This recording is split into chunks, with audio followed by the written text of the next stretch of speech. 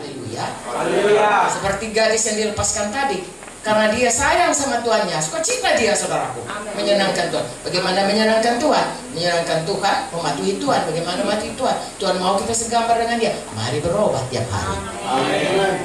Saya tidak akan menceritakan begitu banyaknya ayat dari mulai Kejadian sampai Wahyu mengenai semua kita bisa berubah. Amin. Saya sudah mengikut Tuhan kira-kira sekian puluh tahun, saudaraku.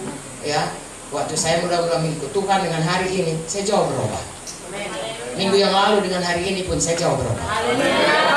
Selama saya naik pesawat pun saya jauh berubah. Ya, saya naik pesawat, saudaraku, tengah jalan goncang-goncang, saya bilang, Tuhan Yesus, kalau Tuhan Yesus berkata pada gelombang di Laut Galilea, diam, tenanglah, tenang dia. Sekarang Tuhan Yesus ada dalam hatiku. Marilah Tuhan, diamlah engkau.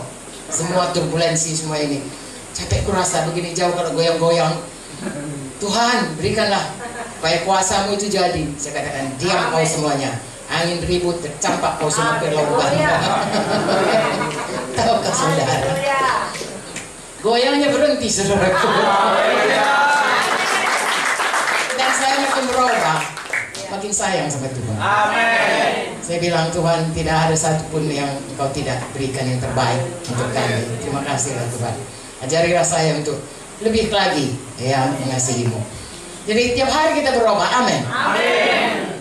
Dan satu lagi, kita diberi kuasa, saudaraku. Kalau dulu kita, kalau orang Medan bilang ditokoh-tokohi, ya. Apa itu? Ditipu-tipu. Beta tipu-tipu. Ditipu-tipu ya sama setan, karena dia memang penipu.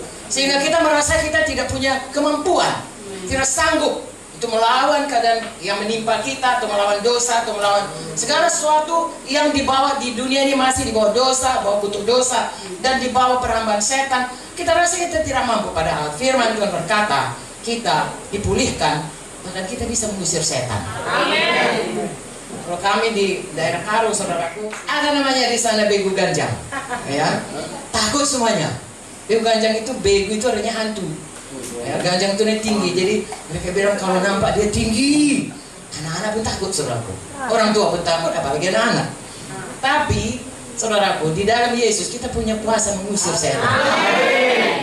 Sekarang bukan anak-anak Tuhan yang takut sama begu ganjangnya yang takut. Ya, kalau kita kebaktian seperti ini, kalau ada mereka yang mau ada acara, mau memanggil begu itu, dukunnya berkata, ya, itu Pak Munte datang tidak? Kalau Pak Munte datang, nanti begunya tidak datang. Bukan Pak Muntenya, saudaraku, anak-anak Tuhan sudah punya kuasa sekarang di bumi ini. Tidak bisa. Saudara sakit, saudara berdoa dalam nama Yesus, Tuhan menjawab. Hidup Yesus, saudara sembuh. Kudus hidupkan tubuh kita yang fana. Saya sudah 77 tahun, saudaraku, ya. Umur 30 tahun, saya sakit, saudaraku, saya jantung. Ya, dokter bilang saya harus taruh pacu jantung. Bayangkan, sudah 47 tahun yang lalu, ya. Tidak pernah itu dipasang, saudaraku. Saya masih sehat sampai sekarang. Saya bersyukur. Kenapa? Karena Yesus berikan kuasa. Kuasa Yesus bekerja dalam kita. Haleluya. Dan satu lagi dikatakan kita harus beranak pinak, ya, memenuhi bumi. Tahukah saudara, Tuhan bermaksud anak kita banyak. Kalau orang Batak, dia anaknya 33 orang. Anak 10 orang, Marboru 10 pitu katanya. Begitulah maksudnya, supaya banyak keturunan, itulah yang paling baik. Tapi yang kalau misalnya anak kita secara badani, dia tidak ikut Yesus, kita akan berpisah dengan dia selama-lamanya. Amin. Makanya kita harus mengajari anak kita supaya dia sungguh-sungguh ikut Yesus. Di bumi ini anak kita, nanti di bumi baru tetap anak kita. Maksudnya sama-sama kita di sana. Tapi selain anak badani, Tuhan juga mau kita punya anak rohani memenuhi bumi. Makanya Tuhan berikan perintah agung. Jadi saya dan saudara harus beritakan Injil. Bahwa Yesus itu Tuhan. Siapa percaya jadi anak Tuhan.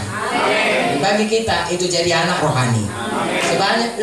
Makin banyak kita memenangkan jiwa, makin banyak anak rohani kita. Bahkan Tuhan suruh kita sampai ke ujung bumi. Bagi kami di Medan, Sentani sudah di ujung bumi. Saudara boleh pergi ke Amerika. Maksud saya, semua kita mari mulai hari ini sukacita. Tidak merasa terpaksa, kalau nanti tidak kubuat Tuhan marah. Tidak. Tuhan Yesus baik sekali. Bapa di sorga pun panjang sabar. Buktinya saudaraku, masih banyak orang yang melawan Tuhan, masih banyak orang yang menyembah berhala. Tuhan masih kasih matahari, Tuhan masih kasihkan udaranya, Tuhan masih kasihkan bumi ini sisa-sisa yang baik. Masih bisa dinikmati kalau dia menyelam di Raja Ampat, ya, atau di mana saja di Bunaken. Mengapa? Karena memang Tuhan baik. Dia panjang sabar. Tetapi maksud Tuhan panjang sabar itu supaya semua orang datang pada pertobatan. Itu sebabnya kita harus tahu hati Tuhan. Lalu sukacita kita beritakan Injil. Bukan terpaksa, nanti kalau nggak aku beritakan nanti marah pendeta. Bukan, ya. Atau marah Tuhan tidak dikasihnya kok. Bukan. Karena kita sayang sama Tuhan. Dia sudah lebih dulu selamatkan kita. Dan kita sudah merasakan betapa baiknya Tuhan itu. Sekarang seperti cerita yang pertama tadi, kita sudah dibebaskan Tuhan. Mari kita mengasihi Tuhan. Mari kita layani Dia dengan sukacita. Seluruh hidup kita untuk menyenangkan Tuhan. Kalau Pak Pendeta bilang, ayo kita menginjil, mari menginjil. Kalau Bapak Pendeta, karena dia pemimpin kita, berkata, mari kita semuanya mengunjungi, mari mengunjungi. Mengapa? Karena jiwa-jiwa yang sakit, jiwa-jiwa yang perlu dilayani, tidak ada yang tahu jalan keluar, tidak ada tahu bagaimana Yesus bisa menolong kalau kita tidak datang kepadanya. Haleluya. Makanya kita datang. Ya, kalau Pak Munte suka menyanyi begini, kalau orang lain ditolong, saya juga. Ya, pada saudara pun, kalau saya sampai 77 tahun bisa ditolong, saudara pun bisa ditolong. Tapi saya harus bersaksi kepada saudara.